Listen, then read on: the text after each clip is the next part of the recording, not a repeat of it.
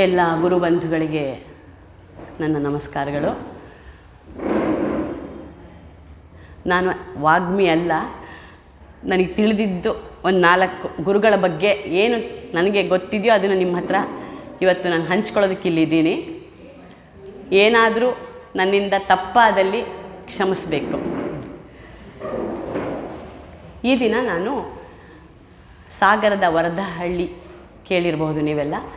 ಶ್ರೀಧರ ಗುರುಗಳ ಬಗ್ಗೆ ಕೆಲವು ವಿಚಾರಗಳನ್ನು ನಿಮ್ಮ ಮುಂದೆ ಹಂಚ್ಕೊಳ್ತಾ ಇದ್ದೀನಿ.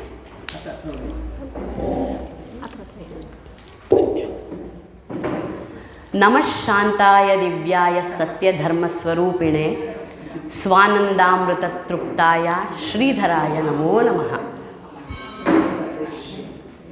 ಜನನ ಮರಣವರ್ಜ್ಯಂ ಕ್ಷೇತ್ರವಿತ್ತಾದಿ ದೂರಂ ವಟತರು ತಲವಾಸಂ ಜ್ಞಾನವೈರಾಗ್ಯಶೀಲಂ ರತಿಪತಿ ಸಮಗಾತ್ರಂ ಸರ್ವವಿದ್ಯಾಧಿರಾಜಂ ಸಕಲ ಜನ ನಿವಾಸಂ ಶ್ರೀಧರಂ ತಂ ನಮಾಮಿ.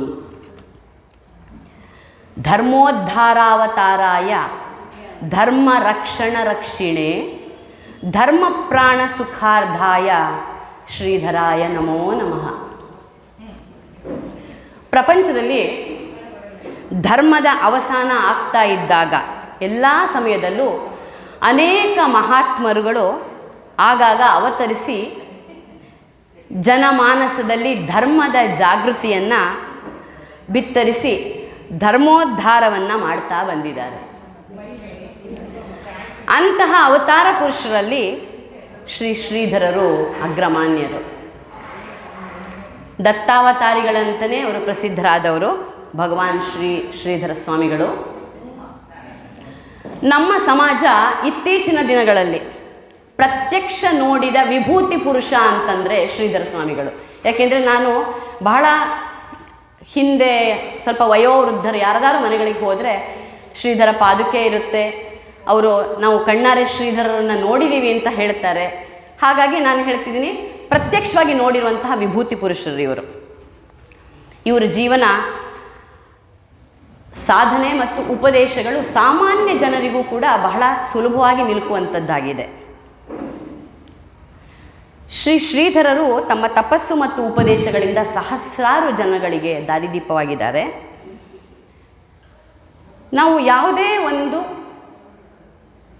ಗುರುವನ್ನು ನಾವು ತಗೋಬೇಕಾದ್ರೆ, ಆಶ್ರಯಿಸ್ಕೋಬೇಕಾದ್ರೆ ಆ ಗುರುಗೆ ಕೆಲವು ಕ್ವಾಲಿಟೀಸ್ ಇದ್ದೇ ಇರುತ್ತೆ. ಅದು ಯಾವುದೋ ಜನ್ಮದ ಪುಣ್ಯದಿಂದ ನಾವು ಅವ್ರನ್ನ ಗುರು ಅಂತ ಅಕ್ಸೆಪ್ಟ್ ಮಾಡ್ಕೋತಾ ಇರ್ತೀವಿ. ಗುರುಭಕ್ತಿಂ ಸದಾ ಕುರ್ಯಾತ್ ಶ್ರೇಯಸೇ ಭೂಯಸೇ ನರಹ. ಸಂಸಾರದಲ್ಲಿ ಬರುವಂತಹ ತೊಂದರೆ ತೊಡಕುಗಳನ್ನು ನಿವಾರಿಸುವುದಕ್ಕಾಗಿ ನಿರ್ವಿಘ್ನತೆಯಿಂದ ವಿದ್ಯುಕ್ತವಾಗಿ ಗೃಹಸ್ಥಾಶ್ರಮವನ್ನು ನಾವು ಸಫಲವಾಗಿರಿಸುವುದಕ್ಕಾಗಿ ಜ್ಞಾನ ವೈರಾಗ್ಯ ಪ್ರಾಪ್ತಿಗಾಗಿ, ಅಂದರೆ ಮೋಕ್ಷ ಪ್ರಾಪ್ತಿಗಾಗಿ ಗುರುಭಕ್ತಿಯನ್ನು ಮಾಡ್ತಾ ಇರಬೇಕು ಅಂತ ಈ ಶ್ಲೋಕದ ಅರ್ಥ. ಈಗ ನಾನು ಶ್ರೀಧರರ ಜನ್ಮ, ಕೆಲವು ವಿಚಾರಗಳು ಶ್ರೀಧರ ಬಗ್ಗೆ ಹೇಳಕ್ಕೆ ಇಷ್ಟಪಡ್ತೀನಿ. ಶ್ರೀಧರರು ಗುಲ್ಬರ್ಗಾ ಜಿಲ್ಲೆಯ ಲಾಡಚಿಂಚೋಳಿ ಅನ್ನುವ ಗ್ರಾಮದಲ್ಲಿ ನಾರಾಯಣರಾವ್ ಕಮಲಾಬಾಯಿ ದಂಪತಿಗಳಿಗೆ ಜನಿಸ್ತಾರೆ. ಈಗ ಮಾರ್ಗಶೀರ್ಷ ಮಾಸ ನಡೀತಾ ಇದೆ. ಮಾಸಾನಾಂ ಮಾರ್ಗಶೀರ್ಷೋಹಂ ಅನ್ನುವಂತೆ ಇದೇ ಮಾರ್ಗಶಿರ ಮಾಸದಲ್ಲಿ, ಶ್ರೇಷ್ಠವಾದ ಮಾರ್ಗಶಿರ ಮಾಸದ ಶುಕ್ಲ ಪೌರ್ಣಮಿ ಗುರುವಾರ ತಾರೀಖು 19/10/1907. ಅದು ಎಷ್ಟು ಚೆನ್ನಾಗಿ ಕೋಇನ್ಸಿಡೆನ್ಸ್ ಆಗಿದೆ ಅಂತಂದರೆ, ಕಮಲಾಬಾಯಿ ಅವರಿಗೆ ಪ್ರಸವ ವೇದನೆ ಪ್ರಾರಂಭ ಆಗಿದೆ. ಈ ಕಡೆ ದತ್ತ ಜಯಂತಿಯ ಉತ್ಸವ ಅವ್ರ ಮನೆ ಬಾಗಿಲಿಗೆ ಬಂದಿದೆ. ದತ್ತಾವತಾರಿಗಳು, ದತ್ತ ಅವತಾರ ಪುರುಷರು ಆವತ್ತಿನ ದಿನ ಜನಿಸಿದ್ದಾರೆ. ಮೈಯೆಲ್ಲ ರೋಮಾಂಚನ ಆಗತ್ತೆ. ಮಗುವಿಗೆ ಶ್ರೀಧರ ಅಂತ ಹೆಸರಿಡ್ತಾರೆ. ನಿತ್ಯಮೇವ ಮೋಕ್ಷಶ್ರಿಯಂ ಧರತೀತಿ ಶ್ರೀಧರ. ಅಂದರೆ ಯಾವಾಗಲೂ ಮೋಕ್ಷಶ್ರೀಯನ್ನು ಧರಿಸುವವನೇ ಶ್ರೀಧರ. ಅಂದರೆ ಇದರ ಅರ್ಥ, ಶ್ರೀಧರರಿಗೆ ಜನ್ಮತಃ ವೈರಾಗ್ಯ ವಿರಕ್ತತೆ ಇತ್ತು ಅಂತ. ಅವರಿಗೆ ಲೌಕಿಕಕ್ಕಿಂತ ಅಲೌಕಿಕ ಜ್ಞಾನದ ಬಗ್ಗೆನೇ ಹೆಚ್ಚು ಆಸಕ್ತಿ ಇತ್ತು ಅನ್ನೋದು ಈ ಶ್ರೀಧರ ಅನ್ನೋ ನಾಮಕರಣ ಮಾಡಿದಾಗ ಬರುವಂಥ ಶ್ಲೋಕ ಇದು. ದತ್ತಗುರುವಿನ ಪ್ರಸಾದದಿಂದ ಪಡೆದ ಶ್ರೀಧರರನ್ನು ದತ್ತನ ವರಪುತ್ರ ಅಂತಲೇ ಕರೀತಾರೆ. ಅವನು ನೋಡಿದಾಗೆಲ್ಲ ದತ್ತ ದರ್ಶನ ಮಾಡ್ತಾ ಇರೋಷ್ಟು ಸಂತೋಷ ಆಗ್ತಾ ಇರುತ್ತೆ ಮನೆಯಲ್ಲಿ ಅಪ್ಪ ಅಮ್ಮನಿಗೆ. ಸಂಸ್ಕಾರಗಳು ಒಂದೊಂದೇ ಪ್ರಾರಂಭ ಆಗುತ್ತೆ. ಅನ್ನಪ್ರಾಶನ ಸಂಸ್ಕಾರ ಆಗುತ್ತೆ. ಶ್ರೀಧರರಿಗೆ 3 ವರ್ಷ ಆಗಿರುತ್ತೆ. ಆಗ ಅವರು ತಂದೆಯ ಅಕಾಲಿಕ ಮರಣ ಆಗುತ್ತೆ. ಕಮಲಾಬಾಯಿ ತುಂಬ ಕಂಗಾಲಾಗ್ತಾರೆ. ದೈವಭಕ್ತಿ ಆಗಿರುವಂತಹ ಕಮಲಾಬಾಯಿಯವರು ಯಾವಾಗಲೂ ಅವರು ಕೀರ್ತನ ಶ್ರವಣಕ್ಕೆ ಹೋಗ್ತಾ ಇರ್ತಾರೆ. ಎಲ್ಲಾದರೂ ಭಜನೆ ಆದರೆ, ಎಲ್ಲಾದರೂ ಉಪನ್ಯಾಸಗಳಾದರೆ, ಪ್ರವಚನಗಳಾದರೆ ಅಲ್ಲಿ ಹೋಗ್ತಾ ಇರ್ತಾರೆ. ಈ ಶ್ರೀಧರರನ್ನು ಕರ್ಕೊಂಡು ಹೋಗ್ತಾ ಇರ್ತಾರೆ. ಏಕಸಂಧಿಗ್ರಾಹಿಯಾದ ಶ್ರೀಧರರಿಗೆ ಕೀರ್ತನಕಾರರು ಹೇಳ್ತಾ ಇರೋದು ಯಾವುದಾದ್ರೂ ಒಂದು ತತ್ವಪದಗಳು ಅವ್ರು ಹೇಳಿದ್ರೆ ಅದನ್ನು ತಕ್ಷಣ ಅವರು ಅದನ್ನು ಗ್ರಹಿಸಿಬಿಟ್ಟು ಅದನ್ನು ಹೇಳುವಂಥ ಶಕ್ತಿ ಇರುತ್ತೆ. ನಾನು ಅಂಥದ್ರಲ್ಲಿ ಒಂದೇ ಒಂದು ತಗೊಂಡು ಬಂದಿದ್ದೀನಿ ಇವತ್ತು. ಮರಾಠಿಯಲ್ಲಿದೆ. ಘಟಿಕಾ ಗೇಲಿ ಪಳೆ ಗೇಲಿ ತಾಸವಾಜೆ ಝಣಾಣ ಆಯುಷ್ಯಚ ನಾಶ ಹೋತೋ ರಾಮಕಾರೆ ಮಣಾನ. ಅಂದರೆ ಏನು? ಗಳಿಗೆ ಕಳೆದು ಹೋಗ್ತಾ ಇದೆ, ಢಣಢಣ ಗಂಟೆ ಬಾರಿಸ್ತಾ ಇದೆ, ಆಯುಷ್ಯ ವ್ಯರ್ಥವಾಗಿ ನಾಶ ಆಗ್ತಾ ಇದೆ. ಆದರೂ ನಮ್ಮ ಬಾಯಿಂದ ರಾಮ ಅನ್ನೋ ನಾಮ ಯಾಕೆ ಉಚ್ಚರಿಸ್ತಾ ಇಲ್ಲ, ಯಾಕೆ ಬರ್ತಾ ಇಲ್ಲ? ಈ ಪದ್ಯನ ಯಾವಾಗಲೂ ಅವ್ರು ಹೇಳ್ತಾ ಇರ್ತಾರೆ. ಒಂದಿನ ತಾಯಿ ಕಮಲಾಬಾಯಿ ಅವ್ರು ಹೇಳ್ತಾರೆ, ರಾಮನಾಮ ಸ್ಮರಣೆ ಮಾಡುವುದರಿಂದ ಭಕ್ತಿಯಿಂದ ಮಾಡಿದ್ರೆ ರಾಮ ನಿನಗೆ ಎಲ್ಲದನ್ನು ಒದಗಿಸ್ತಾನೆ, ಎಲ್ಲ ಕೊಡ್ತಾನೆ ಅಂತ. ಆ ದಿನದಿಂದ ತಾಯಿಯ ಮಾತು ವೇದವಾಕ್ಯವಾಗಿರುತ್ತೆ. ಅವರು ರಾಮನನ್ನು ತನ್ನ ಆರಾಧ್ಯ ಅಂತ ನಂಬಿಕೊಂಡು ರಾಮನಾಮ ಮಾಡ್ತಿರ್ತಾರೆ. ಆಗಿರೋದ್ರಿಂದ ರಾಮಲೀಲಾ ನಾಟಕದಲ್ಲಿ ಭಾಗವಹಿಸೋದು, ರಾಮನ ಪಾತ್ರ ಮಾಡೋದು, ಆಮೇಲೆ ನಾನು ರಾಮನ್ನ ಭಜಿಸಿದ್ರೆ ಹನುಮಂತನಂತೆ ಸಾಗರೋಲ್ಲಂಘನ ಮಾಡ್ಬೋದು, ಈ ಥರದ್ದೆಲ್ಲ ವಿಚಾರಗಳು ಅವ್ರ ತಲೆನಲ್ಲಿ ಬರ್ತಾ ಇರುತ್ತೆ. ಧ್ರುವ ಮತ್ತು ಶುಕ ಮುನಿಯ ಚರಿತ್ರೆಯನ್ನು ಕೇಳಿದಾಗ ಅವರಿಗೆ ತಾನೂ ತಪಸ್ವಿ ಆಗಬೇಕು, ಜ್ಞಾನ ವೈರಾಗ್ಯ ಸಂಪನ್ನನೂ ಆಗಬೇಕು ಅಂತ ಅನ್ಕೋತಾ ಇರ್ತಾರೆ. ಉಪನಯನ ಮಾಡುವ ಸಮಯ ಬರುತ್ತೆ. ಉಪನಯನ ಸಂಸ್ಕಾರ ನಡೆಯುತ್ತೆ. ತಾಯಿ ಹೇಳ್ತಾರೆ, ಈ ಸರಿ ನೀನು ಪರೀಕ್ಷೆಯಲ್ಲಿ ಚೆನ್ನಾಗಿ ಪಾಸ್ ಮಾಡಿದ್ರೆ ನಿನಗೆ ಒಂದು ಹೊಸ ಜುಬ್ಬ ಕೊಡಿಸ್ತೀನಿ, ಹೊಸ ಬಟ್ಟೆ ಕೊಡಿಸ್ತೀನಿ ಅಂತ. ಚಿಕ್ಕ ಮಗು, ಹೊಸ ಬಟ್ಟೆ ಇದೆಲ್ಲ ಆಸೆ. ಆದರೆ ಏನಾಗುತ್ತೆ, ಏನೋ ಕಾರಣದಿಂದ ಮಗುಗೆ ಹುಷಾರು ತಪ್ಪು ಹೋಗ್ಬಿಡುತ್ತೆ ಶ್ರೀಧರರಿಗೆ. ಆಗ ಅವ್ರು ಏನು ಮಾಡ್ತಾರೆ, ರಾಮನ ತುಂಬ ಭದ್ರವಾಗಿ ನಂಬಿರ್ತಾರೆ. ಯಾವಾಗಲೂ ಶ್ರೀರಾಮ್ ಜೈರಾಮ್ ಜೈ ಜೈರಾಮ್ ಹೇಳ್ತಾ ಇರ್ತಾರೆ. ಪರೀಕ್ಷೆಗೆ ಹೋಗ್ತಾರೆ. ಪರೀಕ್ಷೆಯಲ್ಲಿ ಏನು ಅವ್ರಿಗೆ ಓದ್ಕೊಳ್ಳೋಕ್ಕಾಗೇ ಇರೋದಿಲ್ಲ. ಯಾಕೆ ಅಂತಂದರೆ ಅವರು ಅನಾರೋಗ್ಯದಿಂದ ಬಳಲಿರ್ತಾರೆ. ಆದರೆ ರಾಮನ್ನ ಅಷ್ಟು ಜಪಿಸಿ ಭಜಿಸಿದ್ರಿಂದ ಅವರು ಪರೀಕ್ಷೆಯಲ್ಲಿ ಕೂತ್ಕೊಂಡ್ರೆ ಅವರಿಗೆ ಅವ್ರದ್ದು ಏನು ಬರಿಬೇಕೋ ಅದು ಅವ್ರ ಕಣ್ಮುಂದೆ ಬರ್ತಾ ಇರುತ್ತೆ. ಪರೀಕ್ಷೆಯಲ್ಲಿ ಒಳ್ಳೆ ದರ್ಜೆಯಲ್ಲಿ ಉತ್ತೀರ್ಣರಾಗ್ತಾರೆ ಅವರು. ಈ ಸಮಯದಲ್ಲಿ ಏನಾಗುತ್ತೆ, ಅವರ ಅಣ್ಣ ತ್ರ್ಯಂಬಕ ಅಂತ ಅವರನ್ನು ಕಳ್ಕೊತಾರೆ. ಕಮಲಾಬಾಯಿಯವರಿಗೆ ಪುತ್ರ ಶೋಕ ಪ್ರಾಪ್ತಿಯಾಗತ್ತೆ. ತುಂಬ ಬೇಜಾರು ಮಾಡ್ಕೊಂಡ್ಬಿಟ್ಟು ಕಂಗಾಲಾಗ್ತಾರೆ. ಆದರೆ ಅಷ್ಟು ಚಿಕ್ಕ ವಯಸ್ಸಲ್ಲೇ ಇದ್ದಂತಹ ಶ್ರೀಧರರು ಅಮ್ಮಂಗೆ ಸಾಂತ್ವನ ಹೇಳ್ತಾರೆ. ಅಮ್ಮ, ನೀನು ಏತಕ್ಕಾಗಿ ಅಳ್ತಾ ಇದೆಯಾ? ಯಾಕೆ ಅಳ್ತಾ ಇದೆಯಮ್ಮ? ಯಾವುದರ ಪ್ರೀತಿಗಾಗಿ ನೀನು ಸಂತಾಪ ಪಡುತ್ತಿದೆಯೋ ಅದು ಆತ್ಮಸ್ವರೂಪವಾಗಿದ್ದು ಜನನ ಮರಣ ರಹಿತವಾಗಿದೆ. ಜನನ ಮತ್ತು ಮರಣ ಶರೀರದ ಧರ್ಮಗಳು. ಈ ಶರೀರವು ಪಂಚಭೂತದಿಂದ ಆಗಿರುವಂತಹದ್ದು.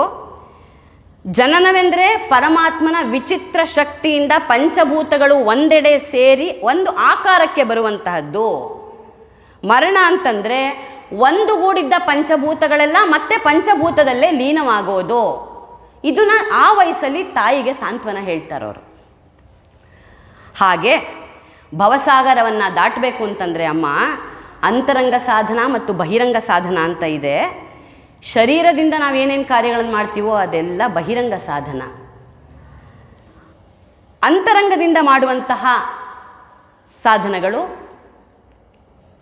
ದಾಸ್ಯ, ಕೀರ್ತನೆ, ಪಾರಾಯಣ, ಜಪ ಇದೆಲ್ಲ ಬಹಿರಂಗ ಸಾಧನ. ಮನಸ್ಸಿನಿಂದ ಮಾಡುವಂತಹ ಸಾಧನಗಳು ಧ್ಯಾನ, ಧಾರಣೆ, ಸಮಾಧಿ ಇದೆಲ್ಲವುದು ಅಂತರಂಗದಿಂದ ಮಾಡುವಂತಹ ಸಾಧನ.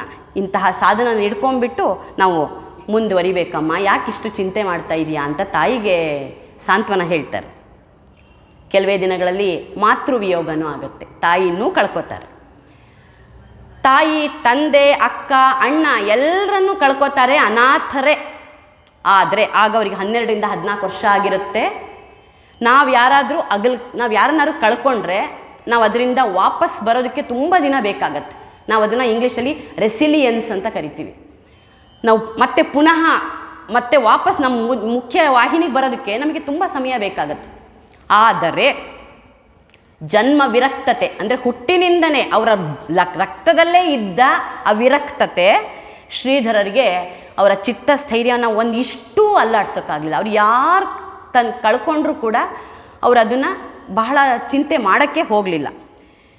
ಆಮೇಲೆ ಅವರು ದೊಡ್ಡಮ್ಮನ ಆಶ್ರಯದಲ್ಲಿ ಬೆಳೀತಾರೆ. ಆಮೇಲೆ ಪುಣೆಯಲ್ಲಿ ವಿದ್ಯಾಭ್ಯಾಸನ ಮುಂದುವರಿಸ್ತಾರೆ. ಹಾಗೆ 5ನೇ ಕ್ಲಾಸು, 8ನೇ ಕ್ಲಾಸು, 10ನೇ ಕ್ಲಾಸು, 12ನೇ ಕ್ಲಾಸು ಹೀಗೆ ಮುಂದುವರಿಸ್ತಾರೆ. ತಾಯಿ ಅವರು ತಮ್ಮ ದೇಹ ತ್ಯಾಗ ಮಾಡುವ ಸಮಯದಲ್ಲಿ ಒಂದು ಮಾತನ್ನು ತಗೊಂಡಿರ್ತಾರೆ. ಅದೇನೆಂದರೆ, ಜಗತ್ತಿನಲ್ಲಿರುವ ಎಲ್ಲ ಸ್ತ್ರೀಯರನ್ನು ನನ್ನಂತೆಯೇ ನೋಡಿ ಅವರ ಉದ್ಧಾರವನ್ನು ಮಾಡಬೇಕು ನೀನು. ಯಾಕೆಂದರೆ ಅವರಿಗೆ ಆ ಮಗುವಿನ ಜನ್ಮ ಆಗೋದಕ್ಕೆ ಮುಂಚೆ ಒಂದು ಭವಿಷ್ಯ ಇರುತ್ತೆ. ಈ ಹುಟ್ಟುವ ಮಗು ಪುತ್ರ ರತ್ನ ಜಗತ್ತನ್ನೇ ಉದ್ಧಾರ ಮಾಡುವಂತಹ, ಲೋಕೋದ್ಧಾರ ಮಾಡುವಂತಹ ಕೆಲಸವನ್ನು ಮಾಡ್ತಾನೆ ಅಂತ. ಹಾಗಾಗಿ ತಾಯಿಗೆ ಗೊತ್ತಿರುತ್ತೆ ಇವರು ವಿವಾಹ ಜೀವನ, ಸಾಂಸಾರಿಕ ಜೀವನದಲ್ಲಿ ಮುಂದುವರಿಯುವಂಥದ್ದು ಕಾಣ್ತಾ ಇಲ್ಲ ಅಂತ. ಹಾಗಾಗಿ ಅವರು ಇದನ್ನು ಮಾತು ತಗೊಂಡಿರ್ತಾರೆ. ಆಗಿಂದ ಅವ್ರು ತುಂಬ ಯೋಚನೆ ಮಾಡ್ತಾರೆ. ಅವ್ರು ಹೇಳಿರುವಂಥ ಒಂದು line, to obtain complete grace of God and to serve mankind is the goal of my life. ನಾನು ಮ್ಯಾನ್ಕೈಂಡನ್ನು ಸರ್ವ್ ಮಾಡೋದೇ ನನ್ನ ಮುಖ್ಯವಾದ ಉದ್ದೇಶ. ಇದನ್ನೆಲ್ಲ ಮಾಡಬೇಕಾದ್ರೆ ನಮ್ಮ ಇಂದ್ರಿಯ ನಿಗ್ರಹ ಆಗಬೇಕು. ಯಾವಾಗ ನಾವು ಒಂದೊಂದು ಇಂದ್ರಿಯನ್ನು ನಾವು ನಿಗ್ರಹಿಸ್ತೀವೋ ಆಗ ನಮಗೆ ಆಧ್ಯಾತ್ಮ ಸಾಧನೆಯತ್ತ ಹೋಗುವುದಕ್ಕೆ ತುಂಬ ಸುಲಭ ಆಗತ್ತೆ. ಶ್ರೀಧರರಿಗೆ ಪೇಡ ಅಂದರೆ ತುಂಬ ಇಷ್ಟ. ಅದಕ್ಕೆ ಈ ರಸನೇಂದ್ರಿಯನ್ನೇ ನಾನು ನಿಗ್ರಹಿಸಬೇಕು. ಪೇಡ ಒಂದೊಂದು ಸರಿ ಅವ್ರು ಕೊಟ್ಟಿದ್ದರೆ ಕೆಜಿಗಟ್ಟಲೆ ಪೇಡ ತಿಂದುಬಿಟ್ಟು ಕೂತ್ಕೊಂಡ್ಬಿಡೋರು. ಬಿಕಾಸ್ ದಷ್ಟಪುಷ್ಟ ದೇಹ ಇತ್ತು ಅವರಿಗೆ, ಕೆಜಿಗಟ್ಟಲೆ ತಿಂದುಬಿಡ್ತಿದ್ರು. ಈ ಪೇಡದ ಬಗ್ಗೆ ಆಸೆ ಇಟ್ಕೊಂಡು ನಾನು ನಾಲಿಗೆನ ನಿಗ್ರಹ ಮಾಡದೇ ಇದ್ದು ಬಿಟ್ಟರೆ ನಾನು ಏನನ್ನು ಮುಂದೆ ಸಾಧಿಸೋಕ್ಕಾಗೋದಿಲ್ಲ ಅಂತ ಹೇಳಿಬಿಟ್ಟು ಅದಕ್ಕೆ ಪೂರ್ತಿ ಗೋಮಯ ಗೋಮೂತ್ರ ಎಲ್ಲ ಊಡಿಬಿಟ್ಟು ಅದನ್ನು ಮಾಡಿಕೊಂಡು ಅದನ್ನು ತಿಂದುಬಿಡ್ತಾರೆ. ತಿನ್ನಬೇಕಾದ್ರೆ ಕ್ಷಣದಲ್ಲೂ ಅವ್ರಿಗೆ ಯಾವುದೇ ಒಂದು ಅದ್ರ ಬಗ್ಗೆ ಆಸಕ್ತಿ ಬರೋದಿಲ್ಲ. ಸೊ ಆ ಜಿಹ್ವಾ ಚಾಪಲ್ಯವನ್ನು ಅವರು ತೊಲಗಿಸ್ಕೋತಾರೆ. ಇನ್ನು ನಾನು ಆಗಲೇ ಹೇಳ್ದಂಗೆ ಪುಣೆಯಲ್ಲಿ ಅವರು ವಿದ್ಯಾಭ್ಯಾಸ ಮುಂದುವರಿಸ್ತಾ ಇರ್ತಾರೆ. ಆ ಕ್ಷಣದಲ್ಲಿ ಅವರಿಗೆ ನಾನು ತಪಸ್ಸು ಮಾಡಬೇಕು, ನಾನು ಎಲ್ಲಾದರೂ ನನ್ನ ಆಧ್ಯಾತ್ಮ ಜೀವನದತ್ತ ಮುಂದುವರಿಬೇಕು ಅಂತ ತುಂಬ ಅದು ಸ್ಟ್ರಾಂಗ್ ವಿಲ್ ಸ್ಟಾರ್ಟ್ ಆಗುತ್ತೆ. ಈ ವಿದ್ಯೆಯಿಂದ ಆಗೋದಕ್ಕಿಂತ ನಾನು ಪಾರಮಾರ್ಥಿಕ ವಿದ್ಯೆಯಲ್ಲಿ ನನಗೇನೋ ಒಂದು ಸಂತೋಷ ಸಿಕ್ಕುತ್ತೆ ಅನ್ನೋದು ಆ ಕ್ಷಣದಲ್ಲಿ ಅವರಿಗೆ ಬರುತ್ತೆ. ಆಗ ಅವ್ರು ಏನು ಮಾಡ್ತಾರೆ, ಆ ಕ್ಷಣದಲ್ಲಿ ಅವರಿಗೆ ಶ್ರೀಯುತ ದಾಮೋದರ್ ಪಳನಿಟ್ಕರ್ ಅನ್ನೋರೊಬ್ಬರ ಸಂಘ ಆಗತ್ತೆ. ಅವರು ನೈಷ್ಠಿಕ ಬ್ರಹ್ಮಚಾರಿಗಳು. ಅವರು ಇವರಿಗೆ ಗೈಡ್ ಮಾಡ್ತಾ ಹೋಗ್ತಾರೆ. ಆ ಗೈಡ್ ಮಾಡುವ ಸಮಯದಲ್ಲಿ ಅವ್ರು ಹೇಳ್ತಾರೆ, ನಿಮ್ಮ ಸಂಪ್ರದಾಯ ಸಮರ್ಥ ಸಂಪ್ರದಾಯ. ಶ್ರೀಧರರ ತಾಯಿ ತಂದೆಯವರು ಶ್ರೀ ಸಮರ್ಥ ಸಂಪ್ರದಾಯದವರಾಗಿದ್ದು ಆ ಸಂಪ್ರದಾಯ ಇವರಿಗೆ ಆಗಲೇ ಬಾಲ್ಯದಿಂದನೇ ಮೈಗೂಡಿರುತ್ತೆ. ಹಾಗಾಗಿ ಶ್ರೀರಾಮನ ಭಕ್ತಿ, ಶ್ರೀ ಸಮರ್ಥ ಗುರುಗಳ ನಿಷ್ಠೆ ಶ್ರೀಧರರಿಗೆ ಗರ್ಭ ಸಂಸ್ಕಾರವಾಗಿಯೇ ಪರಿಣಮಿಸಿದೆ ಅಂತ ಅಂದ್ಕೊಂಡು, ನೀನು ಬೇರೆ ಗುರುವಿನ ಅವಶ್ಯಕತೆ ನಿನಗಿಲ್ಲ, ನೀನು ಸಮರ್ಥ ರಾಮದಾಸರನ್ನೇ ನೀನು ಗುರುವನ್ನಾಗಿ ಆರಿಸ್ಕೊ ಅಂತ ಹೇಳಿಬಿಟ್ಟು ತಪಸ್ಸಿಗೆ ಕಳಿಸೋದಕ್ಕೆ ವ್ಯವಸ್ಥೆ ಮಾಡ್ತಾರೆ. ಆಗ ಸಜ್ಜನಗಡಕ್ಕೆ ಪ್ರಯಾಣ ಬೆಳೆಸ್ತಾರೆ. ಆ ಪ್ರಯಾಣ ಬೆಳೆಸುವ ಸಮಯದಲ್ಲೂ ಕೂಡ ಈಗಿನ ಕಾಲದ ಹಾಗೆ ಏನು ಎಲೆಕ್ಟ್ರಿಸಿಟಿ ಇಲ್ಲ, ಏನೂ ಇಲ್ಲ. ಅವ್ರ ದೇಹ ಕೂಡ ಅವರಿಗೆ ಕಾಣಿಸದೇ ಇರುವಷ್ಟು ಕತ್ತಲಲ್ಲಿ ರಾತ್ರಿ ಹಗಲು ಅನ್ನದೇ ಅವರು ಹೋಗ್ತಾರೆ. ಎಲ್ಲೆಲ್ಲಿ ಸಿಗುತ್ತೋ ಅಲ್ಲೇ ಆಶ್ರಯ ಪಡೆಯೋದು, ಎಲ್ಲಿ ನೀರಿನ ಆಶ್ರಯ ಇದೆ ಅಲ್ಲೇ ಮಾಧ್ಯಾಹ್ನಿಕ ಮಾಡ್ಕೊಳ್ಳೋದು, ಎಲ್ಲ ದೈನಂದಿನಗಳನ್ನು ಮಾಡಿಕೊಂಡು ಅವರು ತನ್ನ ಒಂದೇ ಗುರಿ ಸಮರ್ಥ ರಾಮದಾಸರನ್ನು ನಾನು ಗುರುವನ್ನಾಗಿ ತಗೋಬೇಕು ಅಂತ. ಆಗ ಅವರು ಹೋಗೋದಕ್ಕಿಂತ ಮುಂಚೆ ಎಲ್ಲರೂ ಒಳ್ಳೆಯ ಒಂದು ಶುಭ ಇದನ್ನು ಹಾರೈಸಿಬಿಟ್ಟು ಕಳಿಸ್ತಾರೆ. ಆ ಸಮಯದಲ್ಲಿ 8 ವಿಚಾರಗಳು, ತುಂಬ ಮುಖ್ಯವಾಗಿರುವಂಥ ವಿಚಾರಗಳು, ಅದನ್ನು ಅವರು ಹೇಳ್ತಾರೆ. ಒಂದು, ಮರಣ ಪರ್ಯಂತ ಅಸ್ಖಲಿತ ಬ್ರಹ್ಮಚರ್ಯವನ್ನು ಪಾಲಿಸೋದು. ನಾನು ಸಾಯುವವರೆಗೂ ಬ್ರಹ್ಮಚರ್ಯವನ್ನು ಪಾಲಿಸ್ತೀನಿ. ಎರಡನೇದು, ಅಖಿಲ ಸ್ತ್ರೀ ಸಮಾಜವನ್ನು ಮಾತೃ ಸಮಾನವಾಗಿ ಭಾವಿಸ್ತೀನಿ. ಯಾರೇ ಸ್ತ್ರೀ ಇದ್ದರೆ ಅವ್ರನ್ನ ತಾಯಿಯ ರೂಪದಲ್ಲಿ ನೋಡ್ತೀನಿ, ನನಗಾಗುವಂಥ ಸಹಾಯ ಮಾಡ್ತೀನಿ. ಮೂರನೇದು, ಯಾವುದೇ ಕಾರಣಕ್ಕೆ ಯಾರೇ ಒಂದು ದ್ರವ್ಯನ ಏನಾದರೂ ಕೊಟ್ಟರೆ ಮುಟ್ಟೋದಿಲ್ಲ ನಾನು. ಒಂದು ವೇಳೆ ನಾನು ಅದನ್ನು ತಗೊಂಡ್ರೂ ಕೂಡ ಅದನ್ನು ಪರೋಪಕಾರಕ್ಕಾಗಿಯೇ ಬಳಸ್ತೀನಿ ಅಂತ ಹೇಳ್ತಾರೆ. ನಾಲ್ಕನೇದು, ಎಲ್ಲಿಯೂ ಮಠಾಧಿಪತಿಯಾಗಿ ನಾನು ಕೂತ್ಕೊಳ್ಳೋದಿಲ್ಲ. ಯಾಕೆಂದರೆ ಒಂದು ಕಡೆ ಮಠಾಧಿಪತಿಯಾಗಿ ಕೂತ್ಕೊಂಡ್ರೆ ಅಲ್ಲಿರುವ ರೂಲ್ಸ್ ಆ್ಯಂಡ್ ರೆಗ್ಯುಲೇಷನ್ಸ್ ಕಡೆ ನಾನು ಸ್ಟಿಕಾನ್ ಆಗಬೇಕಾಗತ್ತೆ. ಸೊ ಅದಲ್ಲ, ನಾನು ಲೋಕೋದ್ಧಾರಕ್ಕಾಗಿ ಹುಟ್ಟಿರೋನು, ಹಾಗಾಗಿ ಮಠಾಧಿಪತಿಯಾಗಿ ಕೂತ್ಕೊಳ್ಳೋದಿಲ್ಲ ಅಂತ ಹೇಳ್ತಾರೆ. ಸಾಧ್ಯವಾದಷ್ಟು ನನ್ನ ಕೈಲಾದಷ್ಟು ಯಾರೇ ಆರ್ತರು ಬಂದರೆ ಅವರ ದುಃಖವನ್ನು ನಿವಾರಿಸೋದಕ್ಕೆ ನಾನು ಪ್ರಯತ್ನ ಮಾಡ್ತೀನಿ. ಸ್ತ್ರೀ ಪುರುಷರನ್ನು ಸಮದೃಷ್ಟಿಯಿಂದ ಕಂಡು ತತ್ವಬೋಧೆಯನ್ನು ಮಾಡಿ ಎಲ್ಲರ ಉದ್ಧಾರದ ಬಗ್ಗೆ ಪ್ರಯತ್ನಿಸುವೆನು. ಇನ್ನೊಂದು, ಜೀವನಕ್ಕೆ ಬೇಕಾದ ಎಷ್ಟು ಅವಶ್ಯಕತೆ ಸಾಧನಗಳು ಬೇಕೋ ಅಷ್ಟನ್ನು ಮಾತ್ರ ನಾನು ಬಳಸ್ಕೋತೀನಿ. ನನಗೆ ಎಷ್ಟು ಪರಿಕರಗಳು ಬೇಕೋ ಅಷ್ಟನ್ನು ಮಾತ್ರ ನಾನು ಬಳಸ್ಕೋತೀನಿ. ಅತಿಯಾದ ದೇಹದ ವ್ಯಾಮೋಹ ನಾನು ಇಟ್ಕೊಳ್ಳೋದಿಲ್ಲ. ಇದು 7ನೇ ವಿಷಯ. 8ನೇದು, ನಿರಂಕುಶ ಆಧ್ಯಾತ್ಮ ಶಕ್ತಿಯನ್ನು ಪಡೆದು ಸನಾತನ ವೈದಿಕ ಧರ್ಮಧ್ವಜವನ್ನು ಎಲ್ಲೆಡೆಯಲ್ಲೂ ಮೆರೆಯಿಸುವ ಪ್ರಯತ್ನ ಮಾಡ್ತೀನಿ ಅಂತಾರೆ. ಅವರು ಹೋಗದೇ ಇರುವ ಜಾಗ ಇಲ್ಲ, ಎಲ್ಲ ಕಡೆ ಯಾತ್ರಾ ತೀರ್ಥ ಮಾಡ್ತಾರೆ. ಸಮರ್ಥರ ಸೇವೆ ಬಗ್ಗೆ ಅಂತೂ ಹೇಳಿದ್ರೆ ಅದು ನಾವು ಓದ್ತಾ ಇದ್ದರೆ ಕಣ್ಣಲ್ಲೇ ನೀರು ಬರುತ್ತೆ. ಯಾವುದೇ ದೇಹದ ಅಭಿಮಾನ ಇಲ್ಲದೆ ಒಂದು ದಿನ ಸಿಕ್ಕಾಪಟ್ಟೆ ಚಳಿ ಅಂದರೆ ಚಳಿ ಮಲಗಿರ್ತಾರೆ, ಒಂದು ಮಣೆ ಇಟ್ಕೊಂಡು ಮಲ್ಕೊಂಡಿರ್ತಾರೆ. ಆ ಕ್ಷಣದಲ್ಲಿ ಅವರಿಗೆ ಒಂದು ಥಾಟ್ ಬರುತ್ತೆ. ಅದೇನೆಂದರೆ, ನಾನು ಆ ಮಣೆಯನ್ನು ಒಂದು ಆಶ್ರಯ ಆಗಿ ಪಡೆದ್ರೂ ಕೂಡ ಗುರುವಿಗೆ ನಾನು ಒಪ್ಕೋಕ್ಕಾಗದೇ ಇರೋಂಗೆ ಆಗ್ಬೋದು ಅಂತ ಆ ಮಣೆ ಕೂಡ ಪಕ್ಕಕ್ಕೆ ಹಾಕ್ತಾರೆ. ಆಮೇಲೆ ಬೆಳಗಿಂದ ಸಜ್ಜನಗುಡಕ್ಕೆ ಹೋಗಿ ಅಲ್ಲಿ ತಾನು ಇದ್ದು ಗುರು ಸೇವೆ ಮಾಡೋದಕ್ಕೆ ಬಹಳ ಕಠಿಣವಾದ ಇದನ್ನು ತಗೋತಾರೆ ಅವರು. ಬೆಳಗ್ಗೆ ಬೇಗ ಎದ್ದುಬಿಟ್ಟು ಒಂದು ಮೂಸುಂಬಿ ಗಾತ್ರದಷ್ಟು ಗಂಧವನ್ನು ತೆಗೆದು ಶುಭ್ರವಾಗಿ ತುಳಸಿ ಬಿಲ್ವಪತ್ರೆ ಎಲ್ಲ ತಂದು ಗುರು ಸೇವೆ, ನನ್ನ ಬೇರೆ ಏನೂ ವಿಚಾರ ಇಲ್ಲ, ಗುರು ಸೇವೆನೇ ಒಂದು, ಗುರುವನ್ನು ನಾನು ಕಾಣಬೇಕು, ಗುರುವನ್ನು ನಾನು ಪಡಿಬೇಕು ಅನ್ನೋದು ಒಂದೇ ಒಂದಾಗಿರುತ್ತೆ. ಈ ತರಹ ಅವರು ಒಂದು ದಿನ ಅವರಿಗೆ, ನಮಗೆಲ್ಲ ನಾವು ಯಾವುದಾದ್ರು ಒಂದು ಗುರುಗಳನ್ನ ನಾವು ಇದು ಮಾಡಿದಾಗ ನಮ್ಗಳಿಗೂ ಕೆಲವು ಸರಿ ಅನುಭವ ಆ ಥರ ಆಗಿರಲೂಬಹುದು, ಗೊತ್ತಿಲ್ಲ. ಗುರುಗಳ ಭಾವಚಿತ್ರದ ಮುಂದೆ ತಂಬಿಗೆ ನೀರಿಟ್ಬಿಟ್ಟು, ಶುದ್ಧವಾದ ನೀರಿಟ್ಟು ಎಲ್ಲ ಮಾಡಿ ಭಕ್ತಿಯಿಂದ ಧ್ಯಾನ ಮಾಡ್ತಾ ಇದ್ದಾಗ ಅಲ್ಲಿಂದ ಒಂದು ಪ್ರಕಾಶ, ಒಂದು ಲೈಟ್, ಅದು ಅವರಿಗೆ ದರ್ಶನ ಕೊಡ್ತಾರೆ. ಸಮರ್ಥ ರಾಮದಾಸ ಗುರುಗಳು ಕೊಡ್ತಾರೆ. ಆ ದಿನದಿಂದ ಅವರು ಸಮರ್ಥ ರಾಮದಾಸರನ್ನೇ ತಮ್ಮ ಗುರುವನ್ನಾಗಿ ತಗೊಳ್ತಾರೆ. ಇನ್ನು ಅವರು ಮಾಡಿರುವಂಥದ್ದು ಸಾಕಷ್ಟು, ಅವರು ಎಲ್ಲ ದೇಶಾದ್ಯಂತ ಓಡಾಡ್ತಾರೆ. ಆಮೇಲೆ ಅವರ ಮಹಿಮೆಗಳು, ಪವಾಡಗಳಂತೂ ಸಾಕಷ್ಟು ಇದೆ. ಒಂದೆರಡು ನನಗೆ ಮಾಡ್ಕೊಂಡು ಬಂದಿದ್ದೀನಿ. ಯಾರೋ ಒಬ್ಬರು ವೈದ್ಯರಿಗೆ ಹೊಟ್ಟೆ ನೋವು ಬಂದುಬಿಟ್ಟಿರುತ್ತೆ, ಎಲ್ಲ ಥರ ಶಸ್ತ್ರಕ್ರಿಯೆಗಳು ಮಾಡಿ ಆದರೂ ಕೂಡ ಅದು ಉಪಶಮನವಾಗಿರೋದಿಲ್ಲ. ಆಗ ಗುರುಗಳ ಹತ್ರ ಬರ್ತಾರೆ. ಗುರುಗಳು ಇಷ್ಟೇ ಹೇಳ್ತಾರೆ, ಹಿಂದಿನ ಜನ್ಮದಲ್ಲಿ ನೀನು ನಿಮ್ಮ ಮನೆ ಬಾಗಿಲಿಗೆ ಬಂದ ಯಾರೋ ಒಬ್ಬ ಯಾಚಕನಿಗೆ ನೀನು ಇದ್ದೂ ಕೂಡ ಕೊಡ್ದಿದ್ದಂಗೆ ಅವನನ್ನು ಕಳಿಸ್ಬಿಟ್ಟಿದೀಯಾ. ಅವನು ತುಂಬ ನೊಂದ್ಕೊಂಡು ಹೋಗಿದ್ದಾನೆ. ಜೊತೆಗೆ ಸಾಕಷ್ಟು ಈ ತರಹದ್ದು ನೀನೆಲ್ಲ ಮಾಡಿರೋದು ನಿನ್ನ ಕರ್ಮದಲ್ಲಿದೆ. ಈಗ ಅದು ನೀನು ಸವಿಸಲೇಬೇಕಾಗಿದೆ. ಹಾಗಾಗಿ ಈ ಹೊಟ್ಟೆ ನೋವು ನಿನಗೆ ಕಡಿಮೆ ಆಗ್ತಾ ಇಲ್ಲ ಅಂತ ಹೇಳಿ ನೀನು ಅದನ್ನು ತಗೊಳ್ಳೇಬೇಕು ಅಂತಾರೆ. ದೆನ್ ಆಮೇಲೆ ಅವರು ತೀರ್ಥ ಎಲ್ಲ ಕೊಡ್ತಾರೆ. ಕೆಲವು ದಿನ ಆದಮೇಲೆ ಅದು ಉಪಶಮನ ಆಗುತ್ತೆ. ಅದೇ ತರಹ ಇನ್ನೊಂದು ರುಕ್ಮಾಬಾಯಿ ಅಂತ, ಅವರಿಗೆ ಕ್ಷಯರೋಗ ಬಂದಿರುತ್ತೆ. ಇನ್ನೇನು ಅವರು ಈ ಇಹಲೋಕ ತ್ಯಜಿಸಿ ಪರಲೋಕಕ್ಕೆ ಹೋಗಬೇಕು. ಆ ಕ್ಷಣದಲ್ಲಿ ಅವ್ರು ಕೇಳ್ತಾರೆ, ಶ್ರೀಧರ ಗುರುಗಳ ದರ್ಶನ ಮಾಡುವಂತಹ ಒಂದು ಆಸೆ ಇದೆ ನನಗೆ ಅಂತ. ಗುರುಗಳು ಬರ್ತಾರೆ. ಗುರುಗಳು ಆ ಕ್ಷಣಕ್ಕೆ ಬರ್ತಾರೆ. ಬಂದಾಗ ಇಷ್ಟೇ ಕೇಳ್ತಾರೆ, ನಿಮಗೆ ಮುಕ್ತಿ ಕೊಡ್ಲೋ ತಂಗಿ, ಮುಕ್ತಿ ಕೊಡ್ಲೋ ಅಂತ ಕೇಳ್ತಾರೆ. ಇವರಿಗೆ ಇನ್ನೂ ಕೆಲವು ದಿನ ಬದುಕೋ ಆಸೆ ಇರುತ್ತಲ್ಲ. ಅವ್ರು ಹೇಳ್ತಾರೆ, ಇಲ್ಲ ಈಗ ಬೇಡ, ಇನ್ನೂ ಕೆಲವು ದಿನ ಬದುಕಬೇಕು ಅಂತ ಇದೆ ಅಂತ ಅವ್ರು ಹೇಳ್ತಾರೆ. ಅವರು 22 ವರ್ಷ ನಂತರ ಆ ಕ್ಷಣದಲ್ಲಿ ಡೆತ್ ಬೆಡ್ಡಲ್ಲಿರುವಂತಹ ರುಕ್ಮಾಬಾಯಿ ಇನ್ನೂ 22 ಇಯರ್ಸ್ ಮತ್ತೆ ಬದುಕ್ತಾರೆ.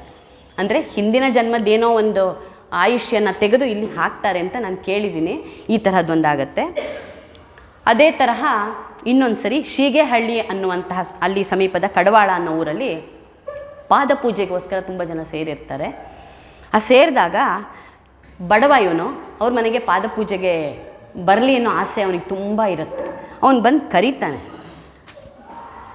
ನಿಮ್ಮ ಪಾದ ಧೂಳಿ ನಮ್ಮ ಮನೆಗೆ ಆಗಬೇಕು ಅಂತ ಕೇಳ್ತಾರೆ. ಅದಕ್ಕೇನಂತೆ, ನಾನು ಇಲ್ಲೆಲ್ಲ ಓಡಾಡಿದ್ದೀನಲ್ಲ, ನನ್ನ ಪಾದ ಧೂಳಿ ತಗೋ, ನೀನು ಅಲ್ಲಿ ಹಾಕು ಅಂತಾರೆ.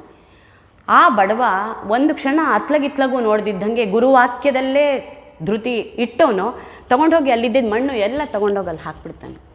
ಅಂದರೆ ಗುರುವಾಕ್ಯವನ್ನು ಅಷ್ಟು ಅವರು ಸ್ಟ್ರಾಂಗಾಗಿ ಪರಿಗಣಿಸ್ತಾ ಇರ್ತಾರೆ. ಆಮೇಲೆ ನೋಡ್ತಾರೆ, ಆ ಬಡವ ಕೆಲವೇ ದಿನಗಳಲ್ಲಿ ಆ ಗುರುಗಳ ಪಾದಸ್ಪರ್ಶ ಆಗತ್ತೆ, ಚೆನ್ನಾಗಿ ಆಗ್ತಾನವನು. ಈ ತರಹದ್ದು ಸಾಕಷ್ಟು ಅವರ ಜೀವನದಲ್ಲಿ ಇದೆ. ಇನ್ನೂ ಒಂದು, ಅವರ ಶ್ರೀಧರ ತೀರ್ಥ ಮತ್ತು ಮಂತ್ರಾಕ್ಷತೆ. ಈ ದಿನಕ್ಕೂ ನಾವು ವರದಹಳ್ಳಿಗೆ ಹೋದರೆ ಶ್ರೀಧರ ತೀರ್ಥ ಇದೆ. ಅಲ್ಲಿ ಯಾವುದೋ ಒಂದು ಬೇಸಿಗೆ ಸಮಯದಲ್ಲಿ ನೀರಿಗೆ ತುಂಬ ಕಷ್ಟ ಆಗುತ್ತೆ. ಆಗ ಶ್ರೀಧರರು ಆ ತೀರ್ಥವನ್ನು ಪ್ರಕಟಪಡಿಸ್ತಾರೆ. ಶ್ರೀಧರ ತೀರ್ಥದ ಬಗ್ಗೆನೂ ಮತ್ತು ಅವರ ಮಂತ್ರಾಕ್ಷತೆ ಬಗ್ಗೆನೂ ತುಂಬ ಅದ್ರ ಬಗ್ಗೆ ಹೇಳ್ತಾರೆ. ಅದನ್ನು ಅಷ್ಟು ಸಣ್ಣದಾಗಿ ತಗೋಬೇಡ, ಅದರಲ್ಲಿ ಸಾಕಷ್ಟು ಶಕ್ತಿ ಇದೆ, ಆ ತೀರ್ಥದಲ್ಲಿ ಸಾಕಷ್ಟು ಶಕ್ತಿ ಇದೆ. ಇವತ್ತಿಗೂ ಕೂಡ ಎಷ್ಟೋ ಜನಗಳಲ್ಲಿ ಅದನ್ನಲ್ಲಿ ಸ್ನಾನ ಮಾಡಿ ಬರ್ತಾರೆ. ಬಂದರೆ ಎಂತೆಂಥ ದೊಡ್ಡ ದೊಡ್ಡ ರೋಗ ರುಜಿನಗಳು, ದುಃಖ ದುಮ್ಮಾನಗಳು ಕರಗಿ ಹೋಗಿರೋದಿದೆ. ಆಮೇಲೆ ವರದಾಪುರದಲ್ಲಿ ಹೋಗಿ ನೆಲೆಸ್ತಾರೆ. ಅದಕ್ಕೊಂದು ಸ್ವಲ್ಪ ಡೀಟೈಲ್ಡ್ ಇದಿದೆ, ನಾನು ತುಂಬ ಸಮಯ ತಗೊಳ್ಳೋದಿಲ್ಲ. ಇವರಿಗೆ 18 ಭಾಷೆಗಳಲ್ಲಿ ಪಾಂಡಿತ್ಯ ಇರುತ್ತೆ. ಅವರ ಮಾತಲ್ಲೇ ಯಾವುದೇ ಮಾತು, ನಾನು ಮೊನ್ನೆ ಯಾವುದೋ ಒಂದು ಸ್ಪೀಚು ಅವ್ರದ್ದು ಉಪನ್ಯಾಸ ಕೇಳ್ತಾ ಇದ್ದೆ. ನಮಸ್ಕಾರ ಮಾಡಬೇಕಾದ್ರೆ ಆ ಶರಣಾಗತ ಸ್ಥಿತಿಯಿಂದ ನಮಸ್ಕಾರ ಮಾಡು. ಇಡೀ ನಿನ್ನ ದೇಹವನ್ನು ನಾನೇನೂ ಅಲ್ಲ, ನನ್ನ ಅಹಂ ಭಾವ ಬಿಟ್ಟು, ನನ್ನಲ್ಲಿರುವಂತಹ ಎಲ್ಲ ಆ ಅಹಂ ತೆಗೆದುಬಿಟ್ಟು ಶರಣಾಗತನಾಗಿ ನೀನು ನಮಸ್ಕಾರ ಮಾಡು, ನಿನಗೆ ಅದಕ್ಕೆ ಉತ್ತರ ಸಿಗುತ್ತೆ ಅಂತ ಹೇಳ್ತಾರೆ. ಇನ್ನೊಂದು ಪ್ರಕರಣ, ಒಂದು ಸರಿ ಏನಾಗಿರುತ್ತೆ, ತಾಯಿ ಒಬ್ಬಳು ಗುರುಭಕ್ತೆ, ಮಗ ಯಾವುದೋ ಕಾರಣದಿಂದ ರೆಗ್ಯುಲರಾಗಿ ಅವರು ವರದ ಹಳ್ಳಿಗೆ ಬರ್ತಾ ಇರ್ತಾರೆ. ಅವರು ಮಂತ್ರಾಕ್ಷತೆ ತೀರ್ಥ ಎಲ್ಲ ತಗೊಂಡಿರ್ತಾರೆ ಗುರುಗಳ ಕೈಗಿಂದ. ಅವರು ಫಾರಿನ್ ಯಾವುದೋ ಕಂಟ್ರಿನಲ್ಲಿ ಮಗನಿಗೆ ಕೆಲಸ ಬರುತ್ತೆ, ಹೋಗ್ತಾರೆ. ಅವರು ಹೋದಾಗ ತೀರ್ಥ ಮತ್ತು ಮಂತ್ರಾಕ್ಷತೆನೂ ತಗೊಂಡು ಹೋಗ್ತಾರೆ. ಆ ಮಗನಿಗೆ ಯಾವುದೋ ಒಂದು ಕೆಟ್ಟ ಸಾಧ್ಯವಾಗದೇ ಇರುವಂಥದ್ದೊಂದು ಕಾಯಿಲೆ ಬಂದುಬಿಡುತ್ತೆ. ಎಲ್ಲ ಡಾಕ್ಟರ್ಸು ಕೈ ಚೆಲ್ಬಿಡ್ತಾರೆ, ಆಗೋದಿಲ್ಲ, ಮನೆಗೆ ಕರ್ಕೊಂಡು ಹೋಗಿ ಅಂತ. ತುಂಬ ಪರಿತಪಿಸ್ಕೋತಾರೆ, ಅವ್ರು ಬೇಜಾರು ಮಾಡ್ಕೋತಾರೆ. ಆ ದಾದಿ ಒಬ್ಬಳು ನೋಡ್ಕೋತಾ ಇರ್ತಾಳೆ. ತಕ್ಷಣವೇ ಅವರಿಗೆ, ಆ ತಾಯಿಗೆ ಮಂತ್ರಾಕ್ಷತೆ ಮತ್ತು ತೀರ್ಥದ್ದು ದೇವ್ರ ಗೂಡಲ್ಲಿ ಇಟ್ಟಿದ್ದು ಜ್ಞಾಪಕ ಬರುತ್ತೆ. ಬಟ್ ಅದೇ ಸಮಯದಲ್ಲಿ ಆ ದಾದಿ ನೋಡ್ಕೋತಾ ಇರ್ತಾಳೆ, ಇವರು ಮನೆಗೆ ಬಂದಿರ್ತಾರೆ. ಅಲ್ಲಿ ಆ ದಾದಿ ನರ್ಸ್ ನೋಡ್ಕೋತಾ ಇರೋಳಿಗೆ ಯಾವುದೋ ಒಂದು ಆಕೃತಿ ಕಂಡಂಗೆ ಆಗುತ್ತೆ, ದಿಂಬಿನ ಕೆಳಗೇನೋ ಇಟ್ಟಂಗೂ ಆಗುತ್ತೆ. ಅವ್ರು ಅದೇನು ಹೇಳೋದಿಲ್ಲ. ಅದೇ ಸಮಯದಲ್ಲಿ ತಾಯಿಗೆ ಮಂತ್ರಾಕ್ಷತೆ ತೀರ್ಥ ಜ್ಞಾಪಕ ಆಗುತ್ತೆ. ಅವರು ಅದನ್ನು ತೊಗೊಂಡು ಹೋಗಬೇಕು ಅನ್ನೋ ಇದಕ್ಕೆ ಯಾವಾಗ ಇವರೆಲ್ಲ ಕೈ ಚೆಲ್ಲಿ ಡಾಕ್ಟರ್ಸು ನೀವು ಮನೆಗೆ ಕರ್ಕೊಂಡು ಹೋಗಿ ಅಂತಾರೋ, ಮನೆಗೆ ಕರ್ಕೊಂಡು ಬರ್ತಾರೆ. ಬಂದಾಗ ಆ ಮಂತ್ರಾಕ್ಷತೆ ತೀರ್ಥ ಎರಡೂ ಕೂಡ ಅವರಿಗೆ ಅದನ್ನು ಕೊಡ್ತಾರೆ, ಮಗನಿಗೆ ಕೊಡ್ತಾರೆ. ಆಮೇಲೆ ಕೆಲವೇ ದಿನಗಳಲ್ಲಿ ಸ್ವಲ್ಪ ವಾಸಿ ಆಗತ್ತೆ. ಆ ದಾದಿ ಒಂದು ದಿವಸ ಇವ್ರನ್ನ ಮಾತಾಡ್ಸೋಕ್ಕೆ, ರೋಗ ಬಂದ ವ್ಯಕ್ತಿ ಆರೋಗ್ಯವಂತನಾಗಿದ್ದಾಗ ಮಾತಾಡ್ಸೋಕ್ಕೆ ಅಂತ ಬಂದರೆ ಅವ್ರ ಮನೆಯಲ್ಲಿ ಶ್ರೀಧರ ಗುರುಗಳ ಫೋಟೋ ಇರುತ್ತೆ. ಆವಾಗ ಆ ದಾದಿ, ಆ ನರ್ಸ್ ಹೇಳ್ತಾಳೆ, ಅಮ್ಮ ಅವತ್ತಿನ ದಿನ ನಾನು ಇದೇ ಗುರುಗಳನ್ನು ದಿಂಬಿನ ಕೆಳಗೇನೋ ಇಟ್ಟಂಗೆ ಕಂಡಂಗೆ ಆಯಿತು ಅಂತ ಹೇಳ್ತಾಳೆ. ಹಾಗಾಗಿ ಆ ಮಂತ್ರಾಕ್ಷತೆ ಮತ್ತು ತೀರ್ಥಕ್ಕೆ ಅದರದ್ದೇ ಆದ ಶಕ್ತಿ ಇದೆ. ಇನ್ನು ಆ ಶ್ಲೋಕ, ನಮಃ ಶಾಂತಾಯ ದಿವ್ಯಾಯ ಸತ್ಯಧರ್ಮ ಸ್ವರೂಪಿಣೆ ಸ್ವಾನಂದಾಮೃತ ತೃಪ್ತಾಯ ಶ್ರೀಧರಾಯ ನಮೋ ನಮಃ. ನಾನು ಆಗಲೇ ಹೇಳಿದೆ, ಈ ಪರಿಯ ಶಾಂತಿಯನ್ನು ಇನ್ನೆಲ್ಲೂ ಕಾಣೋದಕ್ಕೆ ಸಾಧ್ಯ ಇಲ್ಲ. ಯಾಕೆಂದರೆ ಶ್ರೀಧರ ಗುರುಗಳು ಅಷ್ಟು ಶಾಂತ ಚಿತ್ತರು. ಅದಕ್ಕೆ ಮೊದಲನೇ ನಾಮನೇ ನಮಃ ಶಾಂತಾಯ ದಿವ್ಯಾಯ ಸತ್ಯಧರ್ಮ ಸ್ವರೂಪಿಣೆ ಸ್ವಾನಂದ ಅಮೃತ ತೃಪ್ತಾಯ, ಸ್ವ ಆನಂದ ಅಮೃತ ತೃಪ್ತಾಯ ಶ್ರೀಧರಾಯ ನಮೋ ನಮಃ. ಈ ಶ್ಲೋಕಕ್ಕೆ ಅದರದ್ದೇ ಆದ ಶಕ್ತಿ ಇದೆ, ಇಲ್ಲದೆ ಇಲ್ಲ. ಯಾರ ಬಾಯಿಂದನಾರು ಅದು ನುಡಿಸ್ತಾ ಇರ್ತಾರೆ ಗುರುಗಳು. ಇನ್ನೊಂದೆರಡು ಹೇಳ್ತಾರೆ ಅವರು. ಕೆಲವು ಗುರುವಾಣಿಗಳು, ನನ್ನನ್ನು ದೇಹಾಕಾರದಿಂದ ನೋಡಬೇಡಿ, ನಿಮ್ಮ ಆನಂದ ಸ್ವರೂಪವೇ ನಾನೆಂದು ತಿಳಿದು ನನ್ನನ್ನು ಕಾಣುತ್ತಿರುವಾಗ ನಿಮ್ಮ ದೇಹದ ಭಾವನೆಯನ್ನು ಮರೆತು ಬಿಡಿ. ಇದು ಗುರುವಾಣಿ. ಈ ಥರದ್ದು ಸಾಕಷ್ಟು ಹೇಳಿದ್ದಾರೆ ಅವರು. ನಾನು ಮೊನ್ನೆ ಹೀಗೆ ಯಾವುದೋ ಒಂದು ಸೆಷನಲ್ಲಿ ಕೂತಾಗ ಪ್ರತ್ಯಕ್ಷ, ಈಗ ಒಂದು ವಾರದ ಹಿಂದೆ ಆಗಿರುವಂಥದ್ದು ಒಂದು, ಅದನ್ನು ನಿಮ್ಮ ಹತ್ರ ಇಲ್ಲಿ ಶೇರ್ ಮಾಡೋಣ ಅಂತ ಅನ್ನಿಸ್ತಾ ಇದೆ ಈ ಕ್ಷಣದಲ್ಲಿ. ಒಬ್ಬಳು ತಾಯಿಗೆ ಪೊರೆ ಬಂದಿದೆ, ಕಣ್ಣಿಂದು ತೊಂದರೆ ಇದೆ. ಡಾಕ್ಟ್ರ್ ಹತ್ರ ಹೋಗ್ತಾರೆ. ಅವರು ಶುಗರ್ ಪೇಷಂಟು, BP ಇದೆ.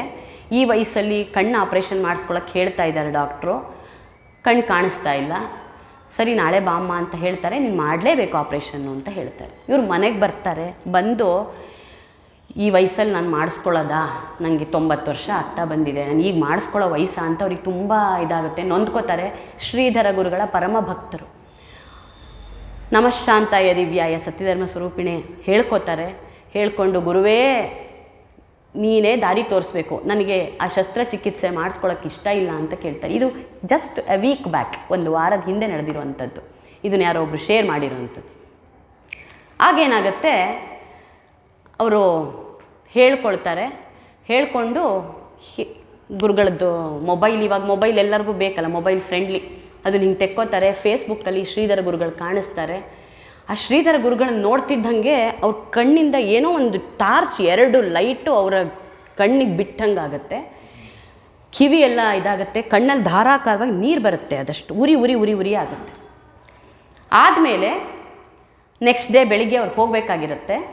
ಡಾಕ್ಟ್ರ್ ಹತ್ರ ಹೋಗ್ತಾರೆ. ಬಂದು ಪರೀಕ್ಷೆ ಮಾಡ್ತಾರೆ. ನಿನಗೇನಾಗಿದೆಯಮ್ಮ, ನಿನಗೆ ಕಣ್ಣು ಚೆನ್ನಾಗೇ ಕಾಣಿಸ್ತಾ ಇದೆ, ನಿನಗೆ ಪೊರೆ ಏನೂ ಇಲ್ಲ, ನಿನಗೆ ಆರಾಮಾಗಿದೆಯಾ, ನೀನು ಹೋಗಮ್ಮ. ಇದು ಜಸ್ಟ್ ಫ್ಯೂ ಡೇಸ್ ಬ್ಯಾಕ್ ಆಗಿರುವಂಥದ್ದು. ಗುರುಗಳ ಶಕ್ತಿ ಅಷ್ಟಿದೆ, ಗುರುಗಳ ಶಕ್ತಿ ಅಷ್ಟಿದೆ. ಇನ್ನು ಆ ತರಹದ್ದು ನಮ್ಮ ವೈಯಕ್ತಿಕ ಜೀವನದಲ್ಲೂ ಸಾಕಷ್ಟಾಗಿದೆ. ಅದಕ್ಕೆ ನಾನು ಈಗಲೇ ಹೇಳೋಕ್ಕೇನು ಇದು ಮಾಡೋದಿಲ್ಲ. ಹಾಗಾಗಿ ಸಾಕಷ್ಟು ಸಂಚಾರ ಮಾಡಿ ಧರ್ಮಧ್ವಜವನ್ನು ಸ್ಥಾಪಿಸ್ತಾರೆ ವರದಹಳ್ಳಿನಲ್ಲಿ. ಆಮೇಲೆ ಪ್ರಮಾದಿ ಸಂವತ್ಸರದ ಚೈತ್ರ ಶುಕ್ಲ ಬಹುಳ ದ್ವಿತೀಯ ಗುರುವಾರ ನೋಡಿ, ಅವರು ದೇಹ ತ್ಯಾಗ ಮಾಡೋದು ಕೂಡ ಗುರುವಾರವೇ. 19ನೇ ತಾರೀಕು 8ನೇ ತಿಂಗಳು 1973. ಅಂದರೆ ನಾನು ಹುಟ್ಟಿದ್ದೆ, ನನಗೂ 2 ವರ್ಷ ಆಗಿತ್ತೇನೋ, ನಾನು ಹುಟ್ಟಿದ್ದೆ, ಅದು ಖುಷಿ ನನಗೆ. ಆಗ ಗುರುಗಳು ತಮ್ಮ ದೇಹನ ತ್ಯಾಗ ಮಾಡ್ತಾರೆ. ಎಲ್ಲ ಕಡೆ ಇದಾಗುತ್ತೆ. ಆದರೂ ಅವ್ರು ಹೇಳ್ತಾರೆ, ನಾನು ದೇಹ ತ್ಯಾಗ ಮಾಡಿರ್ಬೋದು, ಆದರೆ ನಾನು ಎಲ್ಲೆಡೆ ಇದ್ದೀನಿ, ಭಕ್ತರ ಉದ್ಧಾರಕ್ಕಾಗಿದ್ದೀನಿ, ಶುದ್ಧವಾದ ಜೀವನ ನಡೆಸಿ, ಧರ್ಮವಾದ ಜೀವನ ನಡೆಸಿ ಅಂತ ಹೇಳ್ತಾರೆ. ಇಷ್ಟು ನಾನು ಅಂದ್ಕೊಂಡಿರೋ ಅಂಥದ್ದು. ಶ್ರೀಧರರು ಎಲ್ಲ ಕಡೆಯಲ್ಲೂ ಇದ್ದಾರೆ. ಅವರನ್ನು ನಾವು ಭಕ್ತಿಯಿಂದ ಭಜಿಸೋಣ. ನಾನೊಂದು 2 ಲೈನು ಒಂದು ಅವರ ಭಜನೆಯನ್ನು ಒಂದು ಹೇಳ್ಕೊಡೋಕ್ಕೆ ಇಷ್ಟಪಡ್ತೀನಿ. ಆದವ್ರು ರಿಪೀಟ್ ಮಾಡಿ, ಇಲ್ಲಾಂದರೆ ನಾನೇ ಹೇಳ್ತೀನಿ.